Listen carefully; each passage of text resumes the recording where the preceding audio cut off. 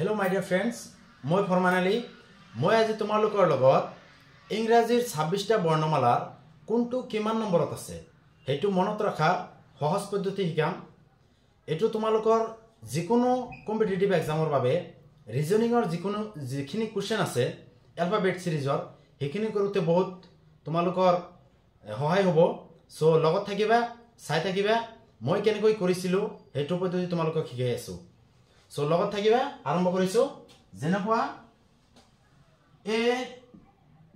A2 এক নম্বৰত আছে সকলোৱে জানে, হেতু এক নম্বৰত। B 2 নম্বৰত আছে সকলোৱে জানে। C 3 নম্বৰত আছে জানা হেতু। D 4 নম্বৰত আছে। এইখিনি তো সকলোৱে জানো, কিন্তু মেইন প্ৰবলেম হল ইৰ পৰা ই কিমান নম্বৰত আছে হেতু মনত ৰাখা সহজ পদ্ধতি হল ইভিনিং। ইতে কি হয় ইভিনিং কেইটা বজাত? 5টা বজাত। এটো মনত ৰাখিবা। মই মনত ৰাখিছিলো এনেকৈ যে ইভিনিং এতিয়া 5টা বাজিছে, ইভিনিংত 5টা বজাত এনেকৈ মনত ৰাখিবা। তাৰ পিছত F ইকুয়াল টু এনেকৈ মনত ৰাখিবা। F ত হয় ফিক্স, ফিক্সৰ পৰা 6 তাৰ পিছত 6 F তাৰ মানে 6ত আছে। তাৰ পিছত হল G এনেকুৱা দেখা যায় আছে। এতিয়া G 7 নম্বৰত আছে, হেতু G তে লুকাই আছে। যেনেকুৱা এটো G এই তলৰ খিনি ইয়াতে হাতৰ নিচিনা দেখা যায় আছে, বুজি পাইছা না? সব ভালকৈ এনেকে আছে G, ইয়াতে এটা দাগ দিলে হাত হৈ গেল। এই হিচাপত G আছে 7 নম্বৰত। তাৰ পিছত আছে H তো এনেকুৱা আছে।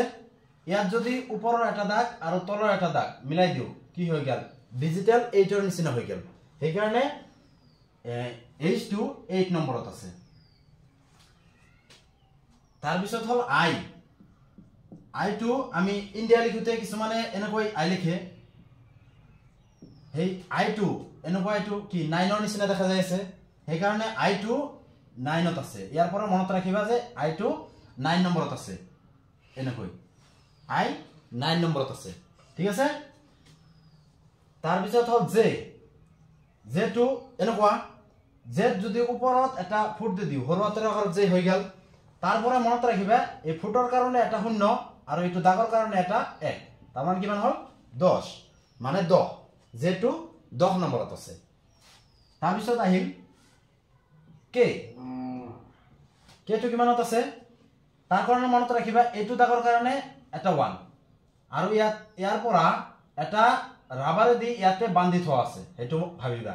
তাৰ পিছত এই ৰাবাৰৰ বান্ধটো খুলি দিলে ইয়াতে যাই একেলগে হৈ যাব। সেই কাৰণে এটো এটা দাগ হৈ যাব, মানে 1ৰ নিচিনা। তাৰ মানে K টো কিমান নম্বৰত হল? 11 নম্বৰত, ঠিক আছে। তাৰ পিছত হল L টো কেনেকৈ মনত ৰাখিবা? L মানে এলত লাভ। যে লাভ কৰিছে মানে তাৰ 12 বাজিছে, এনেকৈ মনত ৰাখিবা। লাভ মানে 12, যে লাভ কৰলা তাৰ 12 বাজিল, ঠিক আছে। আৰু ইংৰাজীত কেইটা বৰ্ণমালা আছে আমি সকলোৱে জানো? 26টা আছে, ঠিক আছে। 26টা আছে। এতিয়া 26ৰ মিডিল মানে 2 এৰে ভাগ কৰিলে কিমান হয়? 13।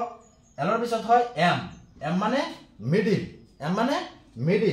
মিডিল মানে কিহৰ মিডিল? ABCD যিখিনি এলফাবেট আছে তাৰ মিডিল। তাৰ মানে মিডিলত আছে M, মানে M হল 13 নম্বৰত, ঠিক আছে। তাৰ পিছত M ৰ পিছত হল N টো কেনেকৈ মনত ৰাখিবা? N ত চোৱা ভালকৈ। ৰোমান আখৰৰ ইয়াতে এটা দাগ হল আৰু এইখিনিয়ে এটা 5ৰ নিচিনা বুজাই আছে। 4 হল দেখা। সেই কাৰণে নহলে M মিডিলটো হল 13 নম্বৰত, N নিশ্চয় 14 নম্বৰত হ'ব, এনেকৈ মনত ৰাখিব পাৰিবা।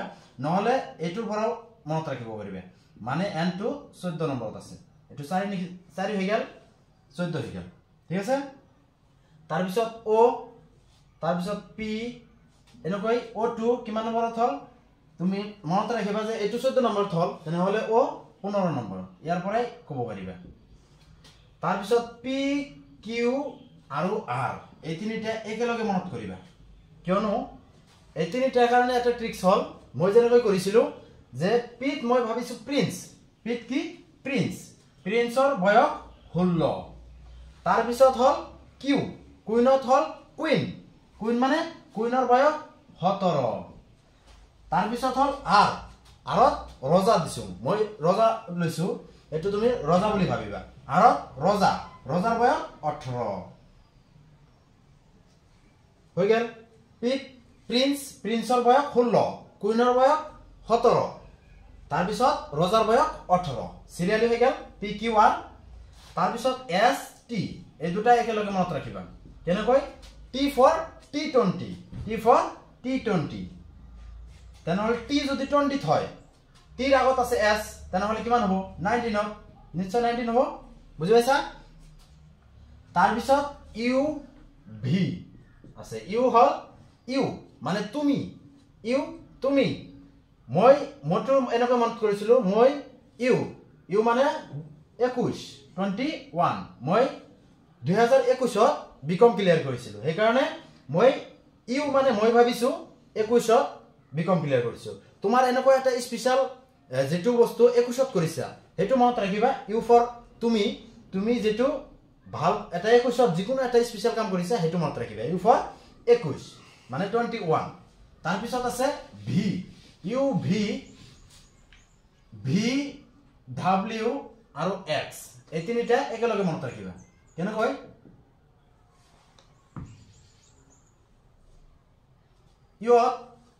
ইউ হৈ গেল ইউ 21 ভিত আছে দুটা দাগ ইয়াতে চাও এটা আৰু এটা সেই কাৰণে দুটা ভাবিলে 22 ভাবিবা আৰু ইয়াতে এটা দুটা আৰু এ এটা তিনিটা সেই কাৰণে 23 ভাবিবা তাৰ পিছত হল এক্সত এটা দুটা তিনিটা চাৰিটা ভাগ আছে সেই কাৰণে ইয়াতে 24 ভাবিবা তাৰ পিছত আছে y আৰু z এই দুটা তো সকলোৱে জানিবা z হল 26 নম্বৰত আৰু y নিশ্চয় 25 হতে হ'ব এতিয়া ঠিক আছে বুজি পাইছা কেনেকৈ এতিয়া লগতে ই কৰি যাও অলপমান প্ৰেক্টিস কৰি যাও যেনেকুৱা ইংৰাজী বৰ্ণমালা স্বৰবৰ্ণ আছে কেতিয়া পাঁচটা হেখিনি যেনেকুৱা এ ই আই ও ইউ এতিয়া কোৱা কোনটো কিমান নম্বৰত আছে যদি কও যে ইউটো কিমান নম্বৰত আছে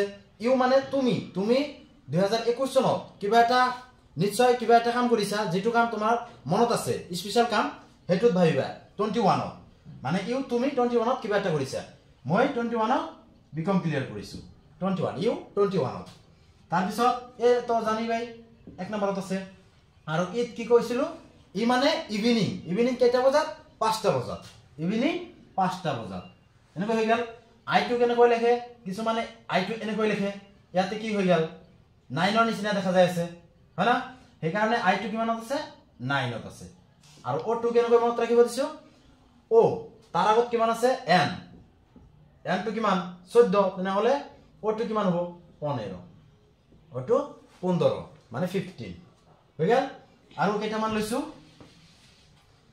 যেনেকুৱা পি কিউ আৰ